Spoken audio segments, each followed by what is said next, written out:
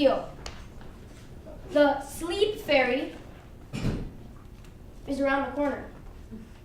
At least that's what Dad says, but there really isn't a sleep fairy, right? It's something we invented when I was a little kid, when I wanted to stay up late reading a book, and Dad said, "The sleep fairy will be mad at you. She wants you to sleep." So I wrote to her. I wrote to the tooth fairy as well. They never responded, but I still believed in them. I would check under my pillow each morning to see if either of them had left anything for me.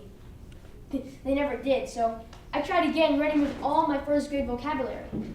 I tried to make it sound thoughtful. I remember thoughtful, so I drew colorful drawings to go with the letters. I thought maybe they don't like my drawings, so I spent an hour drawing a perfect tooth. It's pretty desperate. And I drew a picture of me sleeping in bed to go with it, because Dad said the fairies like me sleeping.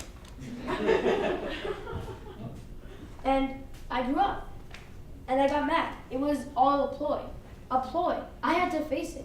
All those idols, all my favorites, Santa, Easter Bunny, all of them, they were fake. I had to suck it up, and I did.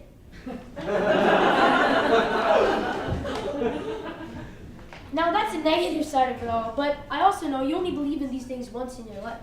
You only have fun believing in things like Santa and the fairies once in your whole lifetime. And that is not enough. I believe that those times were precious. Even though at the back of my 4-year-old brain I had some idea about the fact that fairies were non-existent, it was such a big part of me, believing in all those fantasies. I thought Toy Story was real. Ha ha. I sat up in bed numerous times during the night, just wishing my stuffed animals to come alive. If they came to life, it would mean so much to me. It would mean that I was living in a world of continuous 5 chords, sporting surprises and anticipation, rather than living in a world of 1 chords, a predictable ending.